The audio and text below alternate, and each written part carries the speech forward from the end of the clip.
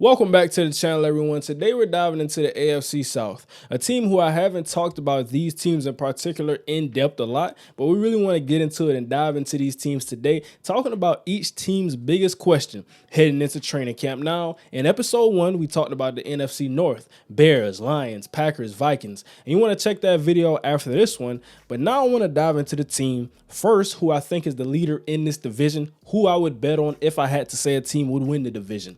That's the Jacksonville Jaguars. And when I look at the Jaguars, I see a team who is just a couple snaps away, a couple fumbles away, a couple missed tackles away from beating the Kansas City Chiefs in that divisional game. We got to remember, it was only 30-20. So losing by 10 points when you had some mishaps in the process, I think this is a team that's closer to their ceiling than they are further away from it. Now, when I talk about the biggest question, there are some places I think we can improve on defense, and we're looking for guys to develop. But I don't think any question, for me at least, is bigger than Calvin Ridley. And when I say Calvin Ridley, I know he's a great player. I know what he can do. I know what he used to do. Key word. So when we're coming off of this 1-year suspension, can you be that same guy that I saw at the Atlanta Falcons? And I think that is the difference between Trevor Lawrence being a top 10 quarterback to being a solidified top 5 quarterback. That's the difference between being a team who's young and hungry, between being a team who's very competitive in the AFC South and in the AFC in general. You're now entering your name in the conversation with Joe Burrow, Patrick Mahomes. You're trying to get to that level, and I think Calvin really is the weapon that can do that, because we talk about MVP seasons, passing for all these yards. We look at all the weapons. It's a plethora of weapons, and I think that when I talk about Calvin Ridley, I have to include the other guys. That's Travis Etienne, Tank Bigsby, drafted him out of Auburn, Christian Kirk, Jamal Agnew in the slot. We look at Zay Jones, Evan Ingram, managed to keep him, and drafted Brenton Strange out of Penn State. Then you drafted his teammate, Parker Washington. So I see a lot of guys that can get their hands on the football, and Calvin Ridley, when he was with the Atlanta Falcons, he was a guy who could draw coverage. And Christian Kirk, I think he's another guy who can draw coverage. And Evan Ingram, I think another guy who can do that same thing. So you see what I'm talking about. And that's the difference from the team last year, who we saw was also very good, high-powered offense, to a team who can be borderline unstoppable. So I got to see that, and I'm really eyeing that in training camp. Now, I saw him in OTAs, mini camps, things like that, but I want to see the joint practices. I want to see him clicking with his guys on one accord. I think he has everything in him to do so, and if he does, this will be the team to watch, my dark horse in the AFC.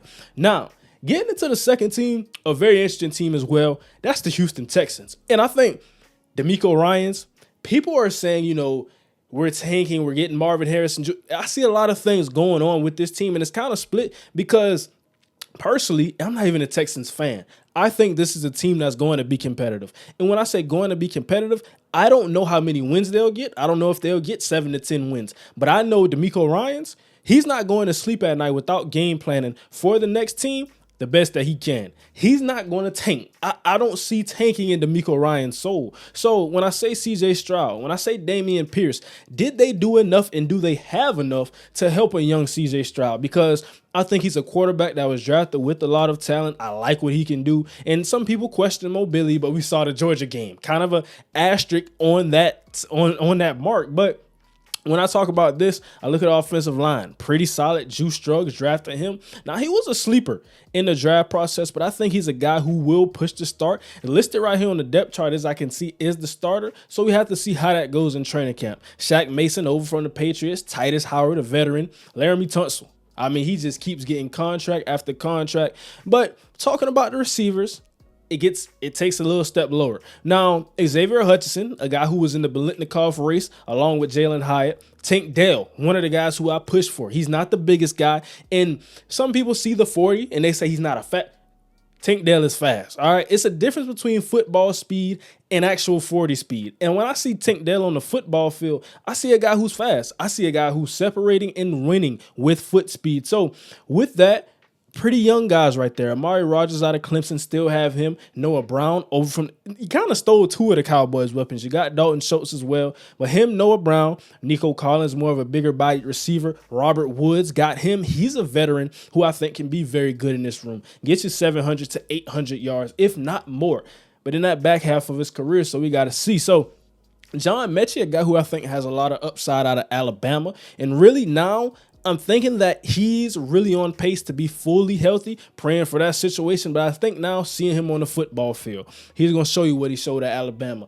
I think of the team that had all those first-round pick receivers. John Mechie was still a guy who was producing. He was getting it at a high level with Jalen Waddle. And I believe that was Jerry Jeudy on that team with those receivers. So with all these guys, I'm still being productive. That says a lot about me and my game. So overall, I think we have a mixture of veterans and young talent. Now, of course, we're going to have to put it all together, but that can lean on a young run game to help CJ Stroud, to help some of these weapons get different coverages. Dameon Pierce, Devin Singletary. Now, Devin Singletary, more of a third down back, can do a lot of things. Did some things, but the Buffalo Bills don't run the ball as much. I think he may see more run touches here. He's obviously going to get passing touches. But Dameon Pierce, a monster. And I think we talk about Kenneth Walker, some of these other young backs. He was a guy, and I watched him, I believe they were playing the Dallas Cowboys. Couldn't tackle him. He's a guy who runs the football and he runs angry.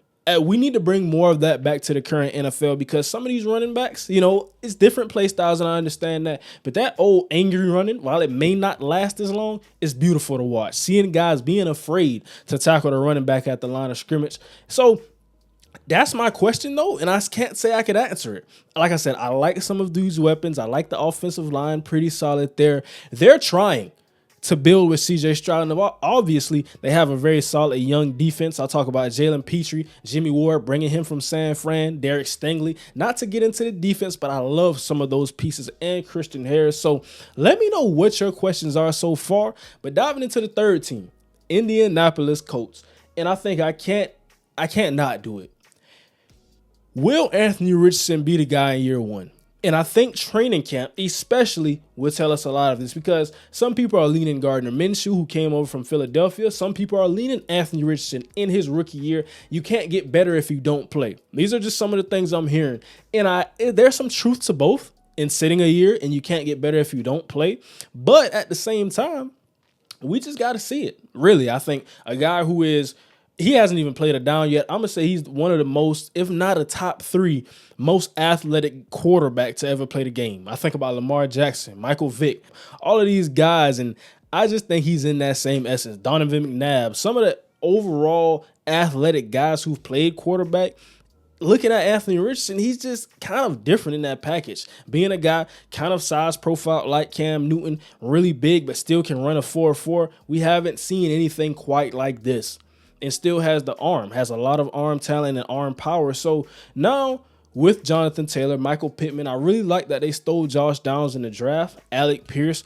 This is a very solid receiving core. Some questions on the offensive line, but overall, I think they'll get it together by the time we get, in the middle of the season. And I think that I just want to know, will he be the guy who sits a year? Or will he be the guy that comes in training camp? And I couldn't really answer. These are the questions I can't answer. So that's kind of why they're my biggest questions right now. I love what this team has done in the offseason. I think one of the better drafts. They were able to steal Adebawore. They were able to steal Julius Brent. So pretty solid process. So I really want to know what you guys think about that. Will Anthony Richardson be the starter? Some pretty solid weapons for him or Gardner, regardless of who's in there. Just got to see that. And I'm really eyeing that for training camp. Now, getting into my last team, the Tennessee Titans.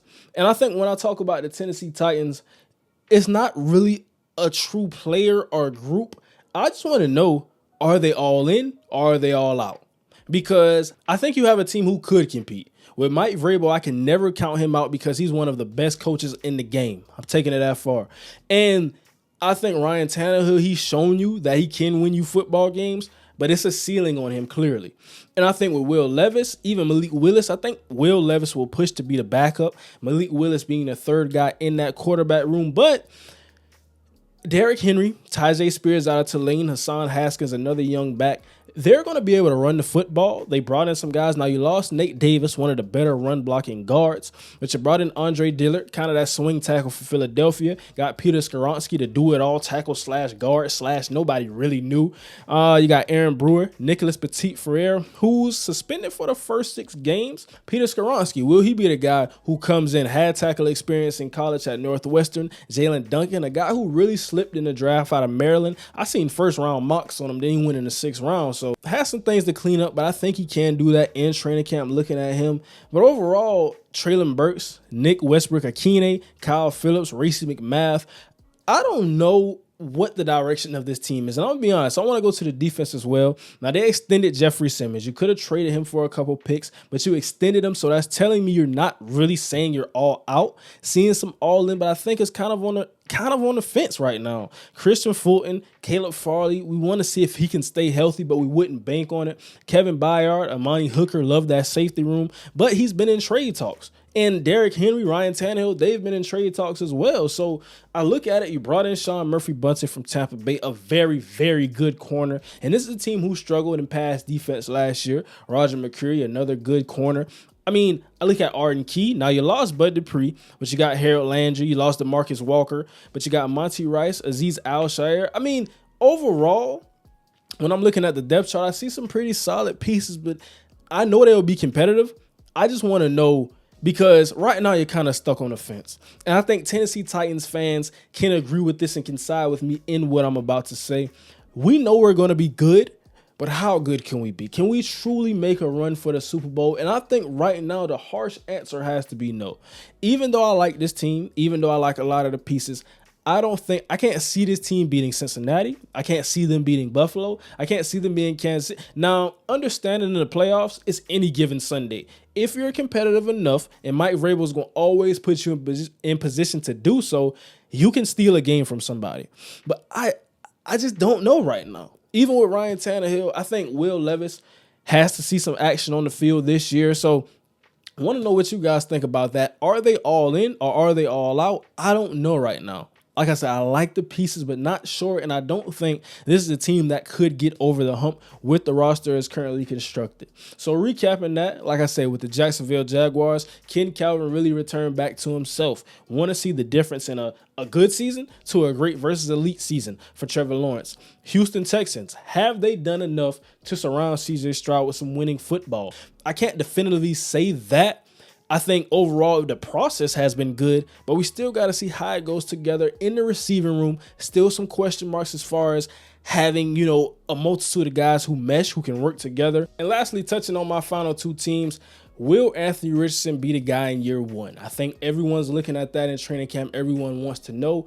And the last team I talked about, Tennessee Titans, are we all in or are we all out? Now, drop below in the comments your questions and the biggest question you have for each of these teams going into training camp. Want to know what you guys think. We're going to have the discussion as always, but that's going to do it for today. Tomorrow, we're coming out with episode 3. So thank you for watching. Subscribe for more content. And now, as always, we out.